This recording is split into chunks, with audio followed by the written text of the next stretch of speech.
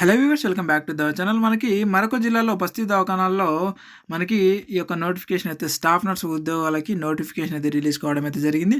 నేను మొత్తం కూడా వివరిస్తా A to Z. ఎవరు కూడా వీడియో అయితే స్కిప్ చేయకుండా అయితే చూడండి. సో మొత్తం మనం ఇక్కడ చూసుకున్నట్లయితే ప్రతి జిల్లాలో అయితే పడతా ఉన్నాయండి. సో ఇది మరొక జిల్లాలో పడినటువంటి స్టాఫ్ నర్స్ ఉద్యోగాలు. మనకి ఇక్కడ చూసుకున్నట్లయితే చూడండి, నెంబర్ ఆఫ్ బస్తీ దవాఖానాస్ వచ్చేసి 5 ఉన్నాయి. సో మనకి 5 పోస్టులు అయితే మనకి స్టాఫ్ నర్స్ ఉద్యోగాలు అయితే పడ్డాయి. చూడండి మనకి ఇక్కడ. అలాగే 5 పోస్ట్ మెడికల్ ఆఫీసర్, అలాగే 5 పోస్ట్ స్టాఫ్ నర్స్ ఉద్యోగాలు అయితే పడ్డాయి అనమాట.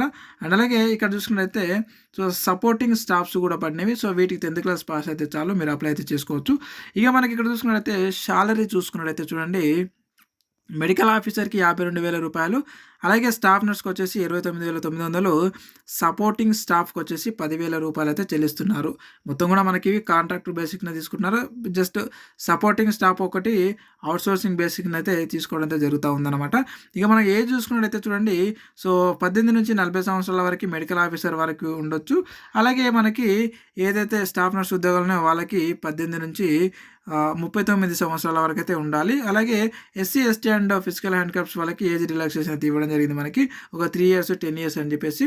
సో ఈ విధంగా మనము 40 ఇయర్స్ వరకు అయితే మీరు అప్లై అయితే చేసుకోవచ్చు. అలాగే మనకి ఇక్కడ చూసుకున్నట్లయితే చూడండి, ఇక ఎడ్యుకేషనల్ క్వాలిఫికేషన్ చూసుకున్నట్లయితే మెడికల్ ఆఫీసర్కి ఏమో MBBS పాస్ అయ్యి ఉండి తెలంగాణ మెడికల్ కౌన్సిల్ నుంచి మనకు రిజిస్ట్రేషన్ సర్టిఫికేట్ అయితే ఉండాలి. ఇక స్టాఫ్ నర్స్కి వచ్చేసి GNM లేదా BSc నర్సింగ్ పాస్ అయ్యి ఉండి TS నర్సింగ్ కౌన్సిల్ నుంచి మీకు రిజిస్ట్రేషన్ సర్టిఫికేట్ అయితే ఉండాలి. ఇక సపోర్టింగ్ స్టాఫ్కి వచ్చేసి కేవలం 10th క్లాస్ పాస్ అయితే చాలు, మీరు అప్లికేషన్ అయితే చేసుకోవచ్చు. ఇది ఆఫ్లైన్లో అప్లికేషన్ చేసుకోవాలండి, ఆన్లైన్లో కాదు. ఇకపోతే మనకు సెలక్షన్ ప్రాసెస్ ఏ విధంగా ఉంటుందంటే, మొత్తం కూడా మనకి 100 మార్క్స్ అయితే ఉంటాయి. ఎలాంటి రిటర్న్ టెస్ట్ అయితే ఉండదు. ఎలాంటి మీరు డబ్బులు పే చేయాల్సినటువంటి అవసరం కూడా లేదు. జస్ట్ అప్లికేషన్ చేసుకునే చాలు, మీకు జాబ్ వచ్చేటటువంటి అవకాశం అయితే ఉంది, మీకు వచ్చినటువంటి మార్క్స్ని ఆధారంగా చేసుకొని. ఇకపోతే మనకి మొత్తం కూడా 100 మార్కులు అయితే ఉంటాయి. అందులో 90 మార్కులు మీకు వచ్చినటువంటి క్వాలిఫైయింగ్ ఎగ్జామ్లో వచ్చినటువంటి మార్క్స్ ఆధారంగా 90 మార్కులు అయితే కేటాయిస్తారు. అలాగే 10 మార్కులు వచ్చేసి మీరు ఏదైతే క్వాలిఫై అయి ఉంటారో ఆ క్వాలిఫై అయినప్పటి నుంచి ఇప్పటివరకు ఏజ్ ఎవరికి ఎక్కువ ఉంటే వాళ్ళకు అన్ని మార్కులు అయితే కలపడం జరుగుతూ ఉంటుంది అనమాట. ఇక మనకి చూసుకున్నట్టయితే హౌ టు అప్లై అంటే, సో నేను మనకు సంబంధించినటువంటి ఏదైతే టెలిగ్రామ్ గ్రూప్ ఉంది, అలాగే వాట్సాప్ గ్రూప్ ఉంది, ఆ గ్రూప్లో లింకులు అయితే ఈ వీడియో కింద పెట్టాను.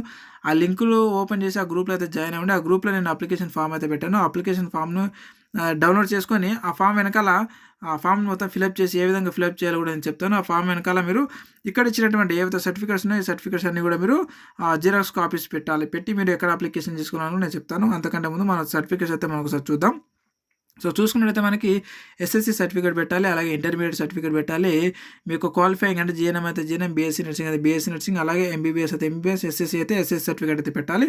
దాంతోపాటుగా మనకి చూసుకున్నట్టయితే అన్ని మార్క్స్ మెమోస్, అంటే అన్ని క్వాలిఫై అయినటువంటి మార్క్స్ మెమోస్, ఇక మీ రిజిస్ట్రేషన్ సర్టిఫికేటు, ఇక లేటెస్ట్ క్యాస్ట్ సర్టిఫికేటు, అండ్ దాంతోపాటుగా 1st క్లాస్ నుంచి 7th క్లాస్ వరకు చదివినటువంటి మీ యొక్క బోనాఫైడ్స్ లేదంటే స్టడీ సర్టిఫికేట్స్ అంటాం కదా అవి.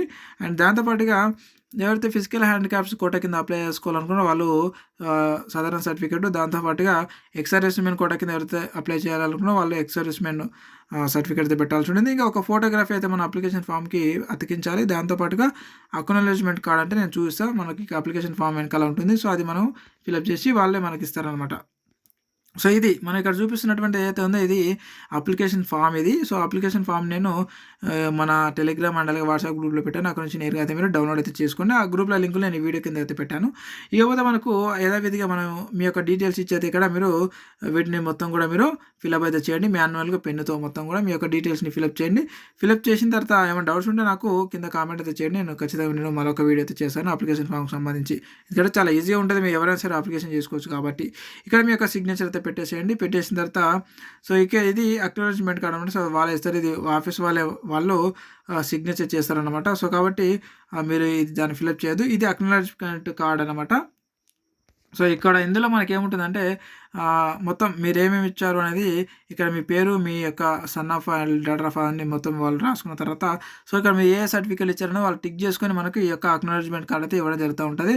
ఇక్కడ ఎవరైతే రిసీవింగ్ చేసుకున్నారో వాళ్ళ సంతకం చేసి మనకి ఇది ఇవ్వడం జరుగుతుంది అన్నమాట. సో ఈ విధంగా అయితే మనం అప్లికేషన్ అయితే చేసుకోవచ్చు. ఇది నిజామాబాద్ జిల్లాకు సంబంధించినటువంటిది. సో ఒకసారి చూసి చూడండి.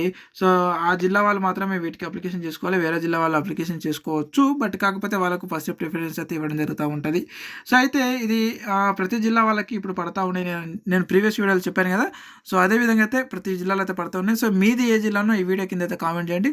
మీ జిల్లాకు సంబంధించినటువంటి సమాచారాన్ని వచ్చిన వెంబడే మీకు తెలియజేయడం జరుగుతూ ఉంటది. సో, ఇక్కడ చూసుకున్నట్టయితే మనకి మరి ఈ నిజామాబాద్ జిల్లాకు సంబంధించిన వాళ్ళకి పోస్టులు చూసినట్టయితే మనకి బస్తీ దవాఖానాలో 3 అంటే నిజామాబాద్ టౌన్‌లో 3 ఉన్నాయి. అలాగే ఆరుమూరులో 1 అండ్ బోధన్‌లో ఒకటైతే వాళ్ళు ఫిలప్ చేయబోతున్నారు. అంటే మొత్తం 5 అయితే మనకు ఫిలప్ చేయబోతున్నారు ఇక్కడ ఉన్నటువంటి ఈ టౌన్‌లలో.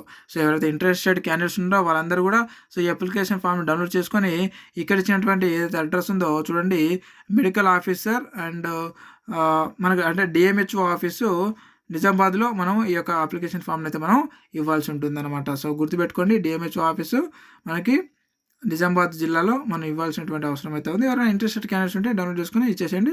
అలాగే మీ జిల్లాలకు సంబంధించినటువంటి పీడిఎఫ్‌లు కావాలనుకుంటే మన టెలిగ్రామ్ అండ్ అలాగే వాట్సాప్ గ్రూప్ ఉంది. ఆ గ్రూప్‌లో అయితే జాయిన్ అవ్వండి. మీకు నేను పొందుపరుస్తాను. అక్కడ డౌన్లోడ్ చేసుకొని మీరు అప్లై అయితే చేసుకోవచ్చు అనమాట. సో, ఇది ఫ్రెండ్స్ అండ్ ఇలాంటి ఉద్యోగ నోటిఫికేషన్ వీడియోల కోసం ఖచ్చితంగా మా ఛానల్ సబ్స్క్రైబ్ చేసుకోండి. మీకు ఏమైనా డౌట్స్ ఉంటే కింద కామెంట్ రూపంలో అయితే అడగండి. అక్కడ వచ్చిన ఖచ్చితంగా క్లారిఫై ఇస్తాను. నిజామాబాద్ జిల్లా వాళ్ళు ఎవరున్నా సరే వాళ్ళందరూ కూడా ఈ వీడియో అయితే షేర్ చేయండి. ఆ గ్రూప్ వాళ్ళకి మీరు కొంచెం హెల్ప్ చేసిన వాళ్ళు అవుతారనమాట. సో, ఇదనమాట. Thank you very much and మరొక ఉద్యోగ నోటిఫికేషన్ వీడియోలో మళ్ళీ కలుద్దాం. Thank you.